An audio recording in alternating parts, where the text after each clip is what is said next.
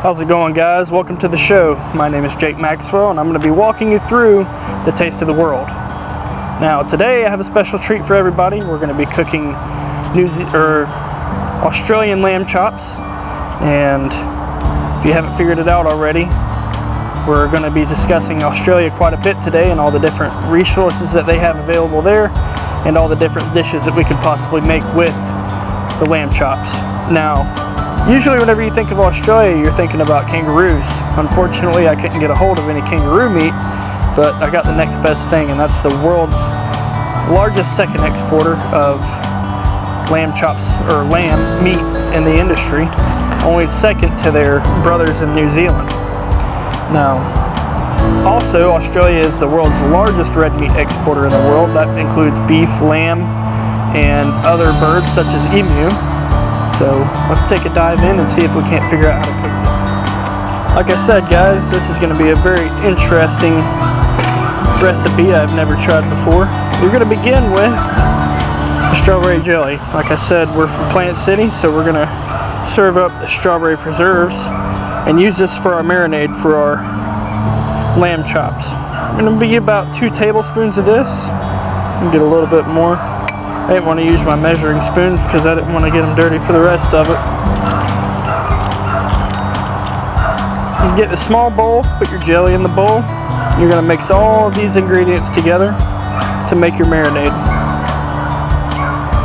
You can do 2 tablespoons of Worcestershire sauce. Comes out pretty slow, so 1, 2 of those. We're going to do 2 tablespoons of the soy sauce. I have yet to open.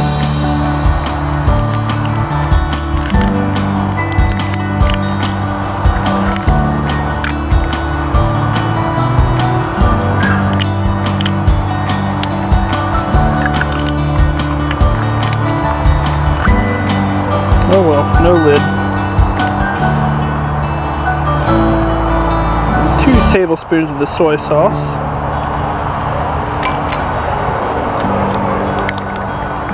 Next, you're going to move on to the ketchup. I'm going to use 2 tablespoons of ketchup. I think I'm going to guess on this one too. Like I said, this is your marinade, so nothing has to be perfect. About 2 tablespoons of that.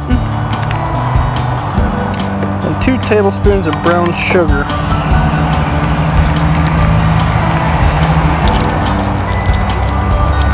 I'm just going to use the teaspoon so I don't get soy sauce in my brown sugar. I'm going to do about 3 of these, probably go about the same. Maybe 4, you can never have enough brown sugar. Alright, once you have all your ingredients in the bowl, you're going to mix it up really well. Make sure that all this jelly gets broken up and gets mixed into the soy sauce. Ketchup really well.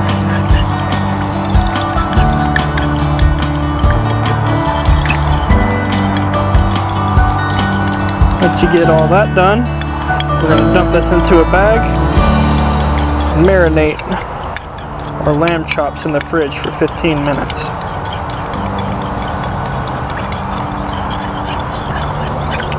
Alright guys, I think this is about ready.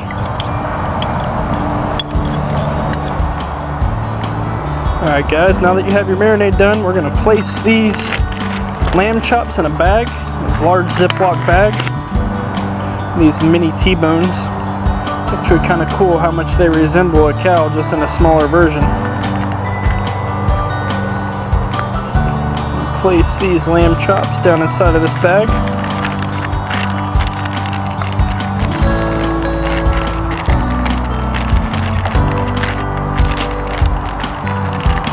Try to place this fat side down so that we get as much of this marinade on top of them as we can. We're just going to dump this marinade on top. Make sure you try to get each one evenly. Get all the marinade you can out of the bowl. Now, me personally, I'm not one for marinating meat, but I've heard that lamb meat is a different breed of animal. Obviously it is, it's different than a cow, but the meat tastes completely different than a regular cow or even goat for a matter. It tastes completely different, and this marinade really helps to get that mustiness taste out of it. Alright guys, we're going to stick this in the fridge for 15 minutes. Whenever it gets done cooling, we're going to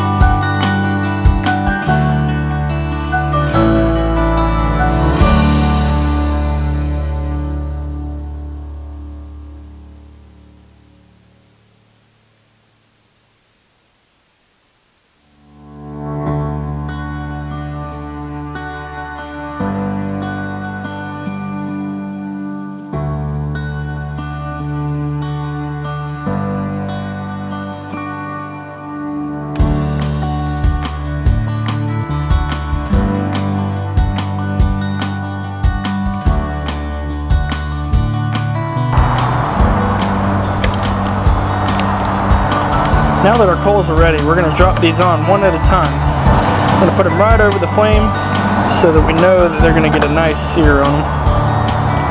Like I said earlier, we're going to cook these just like a steak. You don't want them too done in the middle. If you're like me, you don't like them done in the middle at all. You just like them a little bit warm. We're going to run these for about 3 minutes, maybe 4 minutes on each side, just to make sure that we get a good sear on them.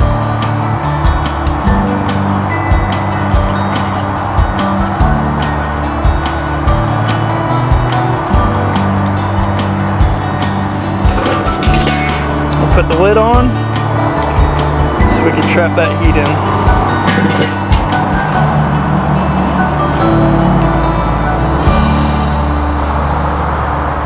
As the fat starts to cook off, this flame will come up and sear the bottoms of these. It's exactly what you want. You want that bottom to get a nice sear on it. Almost turn it black. Still got a little bit longer on that side.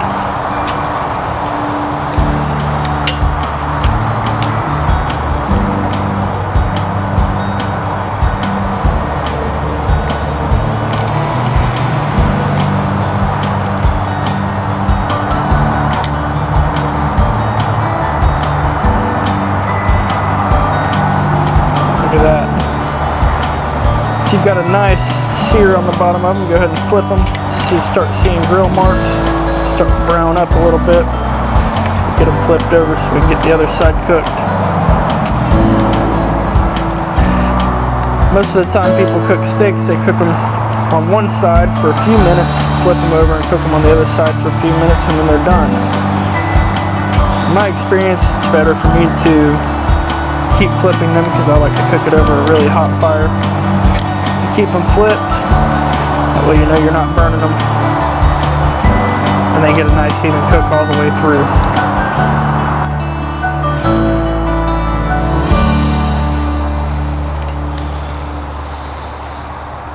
As that marinade burns off, it's giving off more of a flame. This is exactly what you want.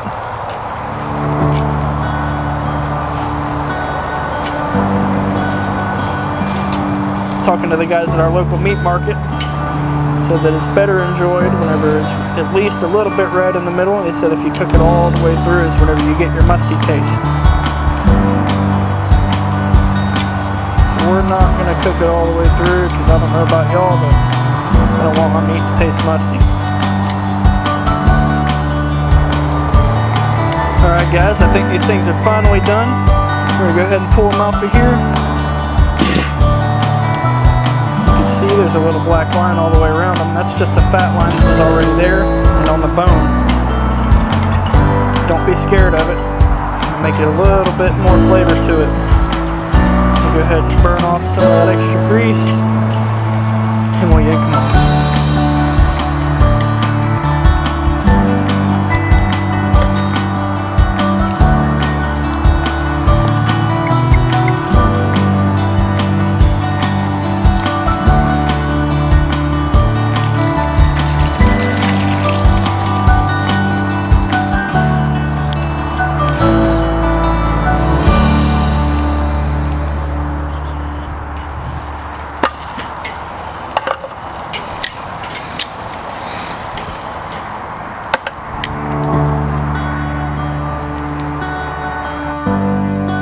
I am no expert at cooking lamb by any means, but I would have to say that these turned out pretty good. Also, if you noticed, I've got a bottle of Australian wine here. I think these would best be served with a bottle of wine and a side of vinegar. Thank you all for watching, and go Gators.